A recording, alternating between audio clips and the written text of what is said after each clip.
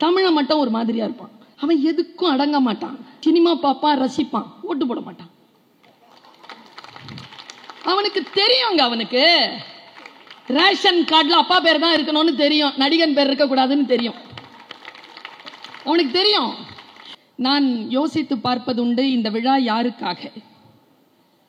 முதலமைச்சர் அவர்களுடைய பிறந்த நாள் விழாவை ஒரு 2000 பேர் சேர்ந்து மேடையில் துறை சார்ந்தவர்களை அழைத்து அவருடைய பெருமைகளை பேசுவது எதற்காக என்று நான் சிந்தித்தபடி இருந்தேன்.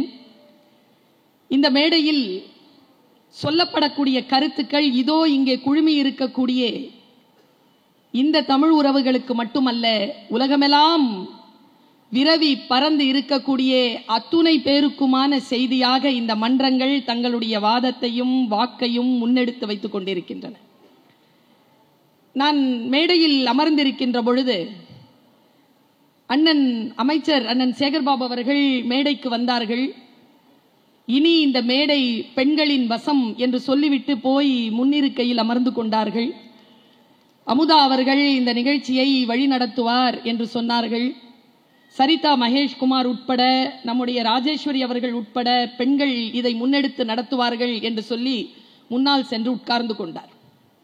என் மனதிலே பல்வேறு நிலைகளில் சில சிந்தனைகள் அலைமோதி கொண்டே இருக்கின்றன. நான் பேச வர வேண்டும் என்று நினைத்த பொழுது நான் உங்களிடத்தில் பேச வேண்டும் என்று நினைத்த விஷயம் வேறு. இந்த மேடைக்கு வந்து திரளாக கூடியிருக்கக்கூடிய இந்த பெண்கள் கூட்டத்தை பார்த்தவுடன், மேடையில் 100 விழுக்காடு பெண்கள் மட்டுமே இருந்து ஆட்சி செய்யக்கூடிய இந்த சூழலை பார்த்தவுடன் என் மனதிலே பளிச்சென்று ஒரு செய்தி வந்தது. அந்த செய்தியை முன்வைத்துவிட்டு என் பேச்சை நான் தொடர்கிறேன். ஒரு நாள் 7 மணி இருக்கும் சாயந்தரம். நான் எங்க வீட்டுக்கு போகும்பொழுது எங்க அம்மா சீரியஸா டிவி பார்த்துட்டு இருந்தாங்க. எனக்கு ரொம்ப பசியில நான் சொன்னேன், அம்மா பசிக்குது, சாப்பாடு போடுங்கம்மான்னு சொன்னா, கொஞ்சம் இரு, இந்த சீரியல் முடியட்டும், சாப்பாடு போடுறேன்னாங்க. என்ன சமைச்சிருக்கீங்கன்னு கேட்டா சும்மா இருன்னாங்க. நான் மறுபடியும் கேட்டேன், என்ன சமைச்சிருக்கீங்கன்னா மீன் குழம்புனாங்க. மீன் பொரிச்சிட்டீங்களான்னு கேட்டேன். இல்லைன்னாங்க. நீங்க இந்த சீரியல் பார்க்கறதுக்குள்ள நான் பொரிச்சிக்கிறேன்னு, நீ தீச்சிருவா, உட்காருன்னாங்க. நான் பசியோடு உட்கார்றேன். டிவியில் ஒரு காட்சி போயிட்டு இருக்கு.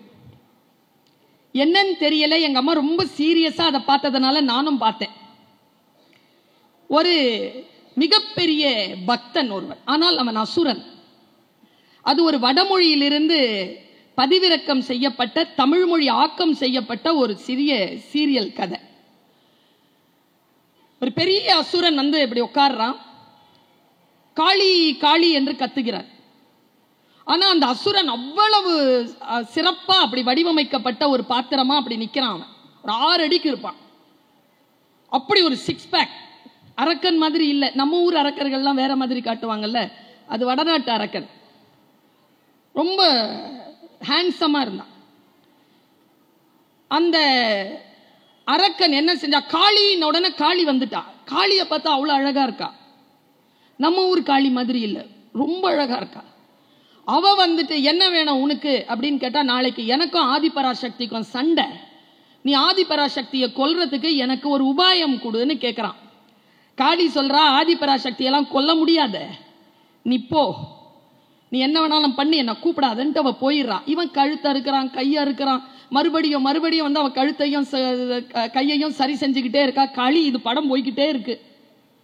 எங்க அம்மா ரொம்ப சீரியஸா பார்த்துருக்காங்க. ஒரு நிலையில அவன் என்ன சொல்றான், நான் மந்திரம் சொல்லி தலை வெட்டி கொள்வேன், நீ என்னை மறுபடியும் உயிர்ப்பிக்கவே முடியாது, ஆதிபராசக்தியை கொல்வதற்கான வழி தா அப்படின்னு கேட்கிறான். அவன் சொல்றா, ஆதிபராசக்தியை கொல்ல முடியாது, என்கிட்ட அந்த உபாயம் இல்லை, நீ பொய் சொல்ற, புராணம் சொல்கிறது காளியிடத்தில் தான் அந்த உபாயம் இருக்கிறது என்று எனக்கு தெரியும், சொல் அப்படின்னு சொல்றான். நான் இங்க இருக்கிற ஆம்பளைங்க கிட்ட எல்லாம் கேட்டுக்கிறேன். நான் இப்போ காளி அந்த அசுரனுக்கு, துர்காமா அசுரனுக்கு சொன்ன உபாயத்தை இப்ப சொல்ல போறேன். ஆதிபராசக்தியை கொல்ற உபாயம். எனக்கு நீங்க எல்லாம் ஒரு சத்தியம் பண்ணி தரணும், ஆம்பளைங்க மட்டும். நான் இப்ப சொல்லும் போதே மறந்துடணும், சரியா? யூஸ் பண்ணக்கூடாது.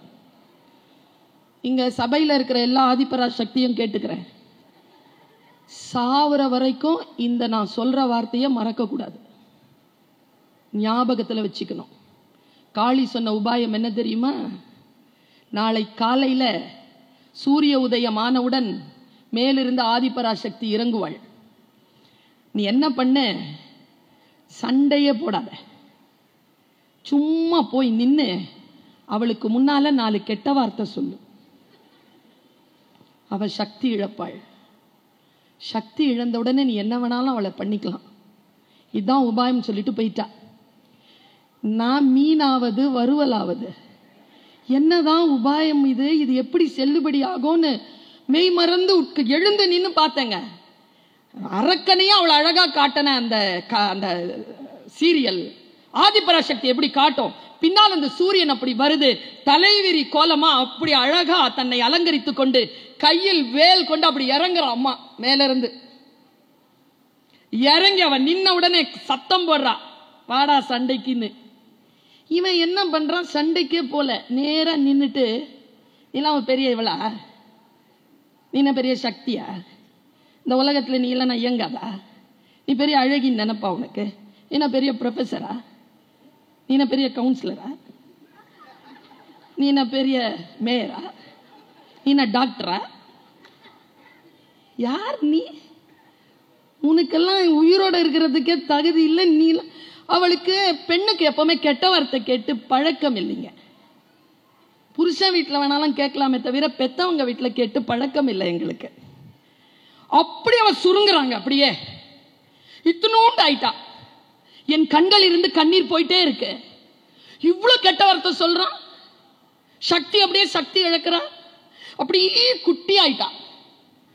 வாள் எடுத்துட்டு ஓங்கி வந்தான் பாருங்க துர்கா மாசுரன். எங்கிருந்து வந்தானோ சிவபெருமான். ஏய் சக்தி, யாரடி உன்னை அவதூறு செய்வது, நீதானடி என் சக்தி, நீ லோகமாதா, உன்னால் தான் இந்த உலகம் இயங்குகிறது, உன்னால் தான் நானே உயிரோடு இருக்கிறேன். பெண் இல்லை என்றால் இந்த பூமி இல்லை, எழுந்து பிரகாசி என்று சொன்னுடன் அப்படியே எழுந்திருச்சிட்டு வந்துட்டு ஒரே குத்தி கொன்னா பாருங்க. அப்பா அவ துர்கை ஆகிறான். இது துர்கையின் கதை. இதை நான் ஏன் இங்க சொல்றேன், இன்னைக்கு நான் ஏன் இதை சொல்றேன், ஒருத்தன் தப்பு செஞ்சான்னா அவனை சரியா கொண்டு போய் சட்டத்தின் முன்னால் நிறுத்தி தண்டனை வாங்கி தருகின்ற ஒரு நிலை இருக்கிறது என்றால் நாம் சட்டப்படி ஆட்சி செய்யக்கூடிய ஒரு ஆட்சிக்கு உட்பட்டு நாம் இருக்கிறோம் என்று பொருள். சரி, ஒரு குடும்பத்தில் அண்ணன் தப்பு பண்ணிட்டார், அக்கா அதை நோட் பண்ணிருச்சு, அக்கா போய் அப்பாட்ட சொல்லிருச்சு. அப்பா கூப்பிட்டு விசாரிச்சு அது உண்மையான்னு கேட்டார். உண்மைன்னு தெரிஞ்ச உடனே சரியா தண்டனை கொடுத்துட்டார். தன் குடும்ப உறுப்பினராக இருந்தாலும் சமூகத்திற்கு எதிராக தவறு செய்தால் அவர்களுக்கு தண்டனை சத்தியமாக வழங்கப்படும் என்று ஒரு தகப்பன் நினைக்கிறான் என்றால் அந்த ஆட்சி சட்டப்படி நடக்கும் ஆட்சி மட்டுமல்ல, தர்மத்தின்படி நடக்கும் ஆட்சி. தர்ம ஆட்சியில் தமிழ்நாடு இயங்கிக் கொண்டிருக்கிறது என்பதனை மட்டும் உங்களுக்கு சொல்கிறேன். பெண்ணை தன்னிலை இழந்துவிடக் கூடாது. தன்னுடைய சக்தியை அவர் உணர வேண்டும் என்பதற்காக இவர்கள் படிப்படியாக வாசித்தார்களே. இந்த 70 ஆண்டு கால சுதந்திர வரலாற்றில் இந்த 4 ஆண்டுகளில் கிடைத்து இருக்கக்கூடிய பேரமைதியும் புதிய திட்டங்களும் இனி வரும் காலத்தில் யார் ஆட்சிக்கு வந்தாலும் இதைத்தான் அவர்கள் பின்தொடர வேண்டும் என்பது படிக்கு கையெழுத்து போட்டுட்டு போனார்ல, அதுதான் தமிழகத்தில் இருக்கக்கூடிய தர்மத்தின் ஆட்சி. நம்ம பெண்கள் எப்படிப்பட்டவங்க தெரியுமா? சூரிய மகள்னு ஒரு நிகழ்ச்சி நடந்தது, தமிழ் மகள்னு ஒரு நிகழ்ச்சி நடத்தினாங்க, அறிவு களம்னு ஒரு நிகழ்ச்சி நடத்தினாங்க. இந்த நிகழ்ச்சியில எல்லாம் நான் இருந்தேன். முழுமையான பெண் சக்தியை அப்படி தீபம் ஏற்றி பார்ப்பது போல், இந்த திருவண்ணாமலையில தீபம் ஏற்றுவாங்கல்ல மகர ஜோதி, அப்படி பெண்களை உயர்வு படுத்துகின்ற ஒரு ஆட்சி நடக்கிறது என்றால் அது தமிழ்நாட்டில் மட்டும்தான் நடக்கிறது என்பதனை என்னால் உறுதியாக சொல்லிவிட முடியும். அம்மா இந்தியா முழுக்க சுத்துறவங்க, குமாரி அம்மா. நான் உலகம் முழுக்க சுத்துறவ. உலகத்திலே எங்கேயும் கிடையாதுங்க தமிழ்நாடு மாதிரியான ஒரு பாதுகாப்பான இடம். இந்த உலகத்திலே எங்கேயும் கிடையாதுங்கிறத நான் அனுபவிச்சு சொல்றேன். அனுபவிச்சு சொல்றேன். இந்த ஆட்சியை நாம் தக்க வைக்க வேண்டும். இந்த ஆட்சியை விட்டுறக்கூடாது. இதை நான் கட்சி சார்ந்தே சொல்லல, எல்லாருக்கும் தெரியும் நான் இந்த கட்சி சார்ந்தவை இல்லைன்னு. அடிப்படை உறுப்பினர் பொறுப்பு கூட எனக்கு கிடையாது. ஆனால் நான் இங்கே பேசுவதற்கு காரணம் நன்றி உணர்வு. இதுவரைக்கும் நான் பெற்றது இனி என் தலைமுறையும் பெற வேண்டுமே என்கின்ற ஏக்கத்தினால் நான் இந்த மேடைகளில் வந்து முழங்குகிறேன். உங்க எல்லாருக்குமே ஒரு சிறிய திரை விலக்கிட்டு போறேங்க. ஒரு திரை நம்மள மறைச்சிருக்கு. ஒரு திரை. இப்படி சொல்றேன், திருக்குரானிலே ஒரு வார்த்தை இருக்கு, இறைவன் நம்மை தண்டிக்க வேண்டும் என்று முடிவு செய்து விட்டால் நம் சிந்தனைக்கு திரையிட்டு விடுகிறான். யார் எவன் சொன்னாலும் புரியாது, தப்பாவே போகும். இறைவன் ஆசீர்வாதம் இருக்குன்னு வச்சுக்கோங்களேன், யார் எது சொன்னாலும் புரியும். புரிஞ்சுக்கோங்க. மாற்றம் நிகழ வேண்டும் என்றால் எங்கிருந்து நிகழும் தெரியுமா? இங்கிருந்து நிகழணும். முன்னால் இருந்து நிகழக்கூடாது. Be the change. இங்கிருந்து நிகழ்த்துங்க. நான் 2-3 கூட்டங்கள்ல சொன்னதை இன்னைக்கும் சொல்றேன். ஓஷோ கிட்ட கேட்டாங்க, ரஜினிஷ் ஓஷோ கிட்ட, ஏன் தமிழ்நாடு மக்கள் கொஞ்சம் டிஃபரெண்டா இருக்காங்க? எல்லா மாநிலங்களும் ஒரு மாதிரியா போவோம், தமிழ மட்டும் ஒரு மாதிரியா இருப்பான். அவன் எதுக்கும் அடங்க மாட்டான். சரிம்மா, ஆனா சரின்னு சொல்லிட்டு உள்ளத்துக்குள்ள அவன் எதுவும் செய்ய மாட்டான். அவனுக்குள்ள ஒரு உறுதி இருக்கு. சினிமா பாப்பான், ரசிப்பான், ஓட்டு போட மாட்டான்.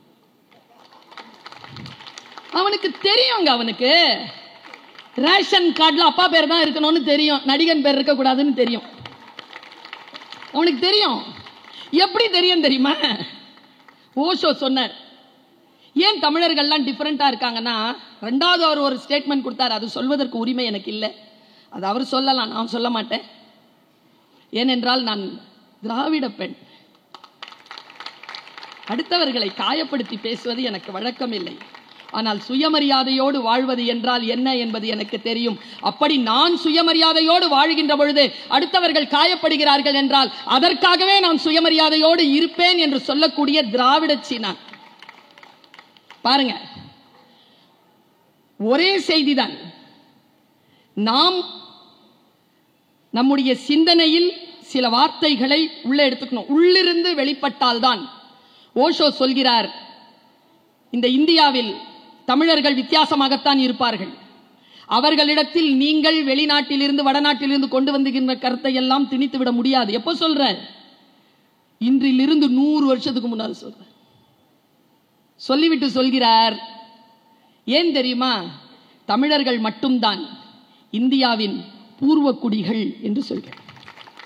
நாம் பூர்வக்குடிகள், மண்ணின் மைந்தர்கள். நாம் இந்த மண்ணிற்கு எது வேண்டும் எது வேண்டாம் என்பதனை நாங்கள் முடிவு செய்யக்கூடிய அடிப்படையில் மரபணுக்களில், ரத்தத்திலே, நம்மளுடைய அணுக்களிலே எங்களுக்கு அந்த அறிவு தரப்பட்டு இருக்கிறது.